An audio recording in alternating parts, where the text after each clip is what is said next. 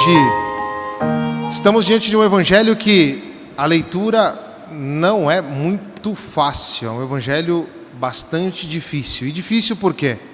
Porque ele traz muitos elementos e por isso encontrar o núcleo temático é difícil. Então, para tentar um aprofundamento, nós vamos tirar 3 passagens e vamos tentar refletir esta passagem à luz do conjunto da liturgia do dia de hoje.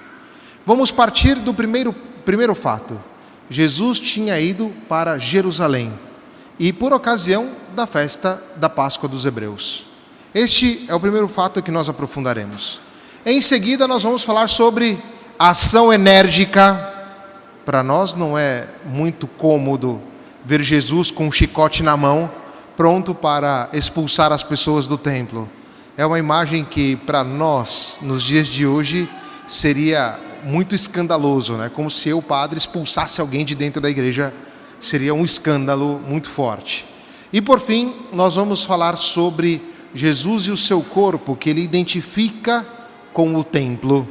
Ele estava falando do templo que era o seu corpo. Então nós vamos seguir essas 3 passagens para tentar compreender aquilo que o evangelho de hoje, a liturgia, pretende nos dizer, sobretudo à luz da quaresma. O primeiro ponto é que Jesus estava em direção a Jerusalém. E a ocasião era a festa da Páscoa dos Hebreus. Todo o homem hebreu pio, o homem devoto, faz 3 peregrinações a Jerusalém, sobretudo os antigos, por ocasião da festa da Páscoa, por ocasião da festa dos tabernáculos e por ocasião de Pentecostes. Jesus Cristo, então, entra dentro da tradição do povo que ele pertence e vai até aí para a festa da Páscoa. Mas o que os hebreus, o que os irmãos judeus celebram no dia da Páscoa deles? Eles celebram a libertação. Eles estavam como escravos em Israel, não como escravos, eram escravos em Israel. Eles eram escravos no Egito e foram libertados por uma intervenção divina. A libertação, portanto, não ocorre pela própria força, mas pela intervenção do próprio Deus, que vem ao encontro do seu povo naquele momento escravo de uma grande potência e faz eles atravessarem o Mar Vermelho a pé enxuto. Isso vai nos demonstrar que liberdade está sempre dentro de uma relação. E de fato, na primeira leitura, o primeiro versículo vai nos dizer exatamente isso. Eu sou o Senhor teu Deus que te tirou do Egito, da casa da escravidão. E se queremos ser completamente livres, nós não podemos fazer a liberdade sozinhos, como se pretende o pensamento atual. A liberdade é sempre fruto de um relacionamento com Deus, porque Deus é completamente livre e somente nele é que podemos ter a liberdade completa. Ninguém deseja ser escravo, mas a liberdade ela não acontece porque nós podemos viver sem um relacionamento, que é aquilo que o mundo propõe. Porque o ser humano em si, ele é um ser para a relação. E a primeira relação ao qual ele é chamado é a relação com o próprio Deus. E esta relação com Deus, quanto mais profunda, significa que o homem mais livre é. Porque no relacionamento com Deus nós conseguimos encontrar os nossos irmãos, conseguimos estar com o outro. E o tempo da quaresma, com os exercícios que nos são propostos, eles nos ajudam a isso, a nos libertar da escravidão. E qual que é a maior escravidão que nós temos? Os nossos pecados. Já não é a escravidão de um povo tirano que nos oprime. Nós concebemos que aquilo que nos deixa verdadeiramente presos, que nos faz verdadeiramente escravos, são os pecados que nós carregamos. E ninguém, absolutamente ninguém, quer ser escravo. Isso significa que ninguém quer viver no pecado. Por mais que o pecado possa ser sedutor, por mais que apareça como uma coisa assim, tem sempre uma coisinha que deixa o nosso interior meio manchado, meio fora do eixo. E é por isso que nós desejamos uma liberdade, mas esta liberdade só encontramos dentro da graça de Deus, com Deus. E o tempo da Quaresma, ele nos ensina exatamente isso.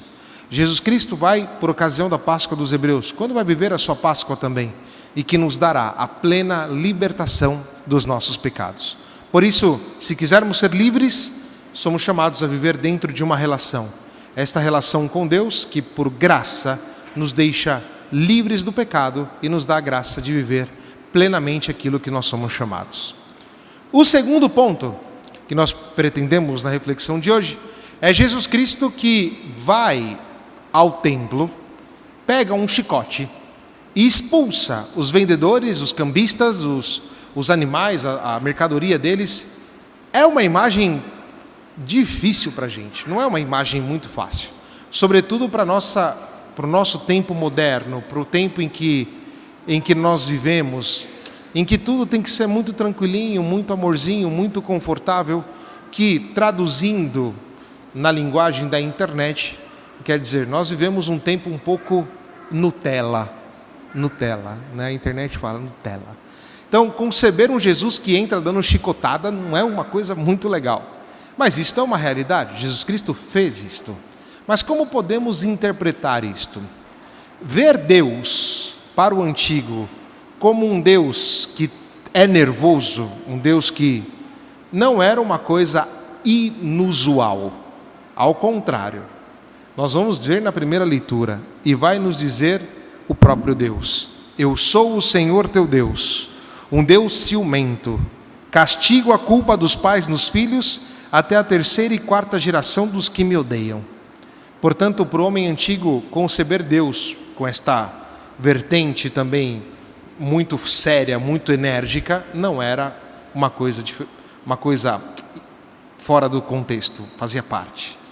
Mas quando vamos consultar a literatura rabínica, a interpretação dos rabinos sobre este texto aqui da Torá, eles vão nos dizer exatamente que o castigo de Deus não é a condenação de Deus. Olha que bonito isto. E quando fala que Deus castiga até a 3ª e 4ª geração, significa que os pais, os filhos e os netos.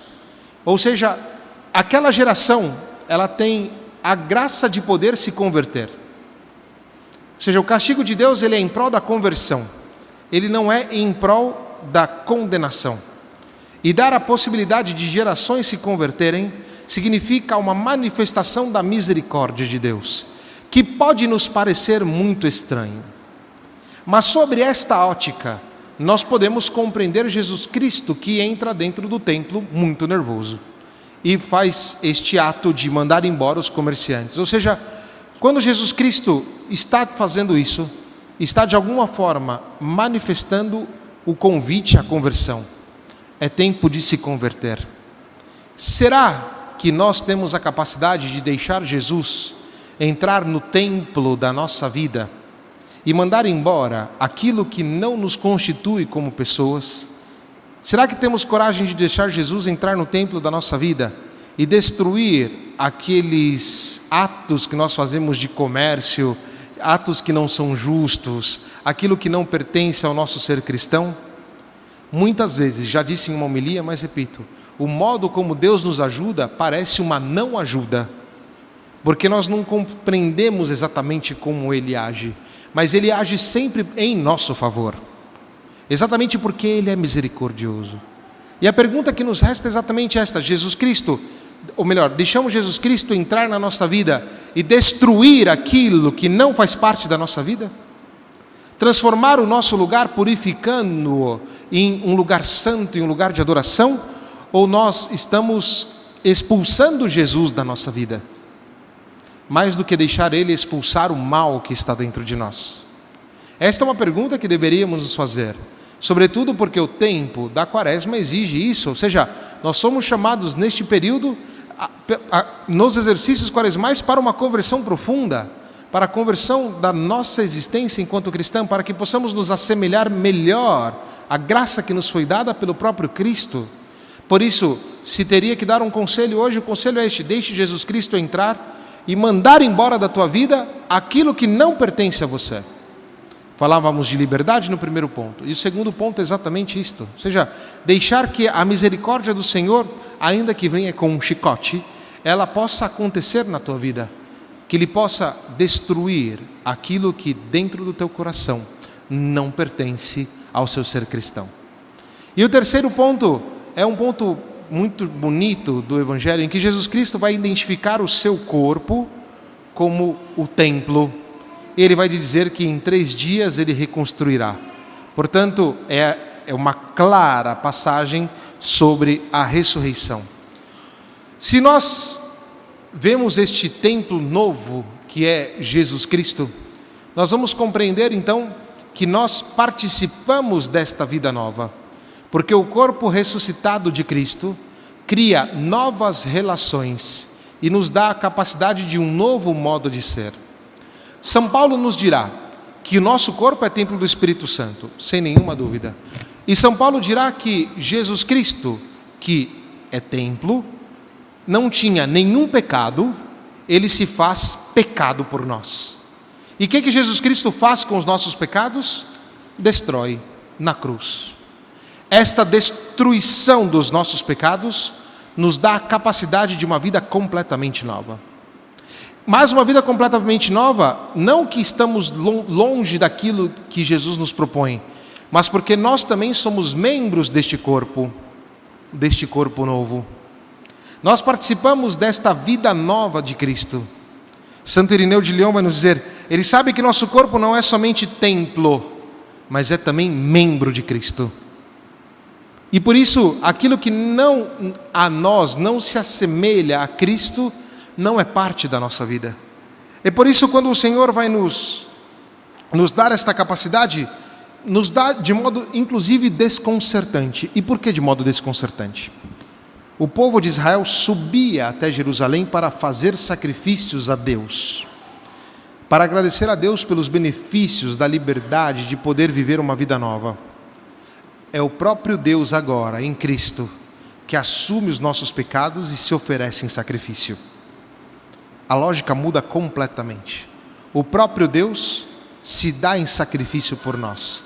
E é por isso que nós somos chamados a viver esta vida nova. Por isso, meus irmãos, penso que neste dia de hoje, nós somos chamados a pensar nesses 3 pontos. Somos chamados a uma liberdade. Para alcançarmos esta liberdade que é própria da Páscoa, seja aquela dos hebreus, que é a nossa, que celebraremos, nós somos chamados a deixar Cristo entrar na nossa vida e destruir aquilo que não pertence, que são os nossos pecados. Não tenha medo disso. Deixa Jesus Cristo vir. E a partir desta destruição, sermos ressuscitados com Cristo, ou seja, viver a vida nova que o Senhor nos propõe. E por isso nós temos que fazer seriamente os exercícios quaresmais da oração, da penitência e da esmola, porque isso tira do nosso coração aquilo que não nos pertence como seres humanos, como cristãos, e nos dá a capacidade de uma novidade na vida de Cristo e na nossa vida também. De tal modo que o nosso corpo, templo do Espírito Santo, faz resplandecer aquilo que Jesus Cristo nos propõe. Por isso, um bom exercício, por exemplo, é olhar todos os dias no espelho e dizer, será que eu estou resplandecendo exatamente aquilo que eu sou chamado? Será que o meu modo de ser demonstra a presença de Jesus Cristo? Será que o meu modo de ser é um louvor a Deus em Cristo? Ou será que nós insistimos em viver dentro da escravidão, dentro da lógica dos nossos pecados, dentro daquilo que nos destrói? Que nesta quaresma, que estamos mais ou menos na metade, nos ajude e que possamos exercitar-nos com seriedade naquilo que nos foi proposto, sempre com o auxílio da nossa Mãe Santíssima Maria. Que assim seja. Amém.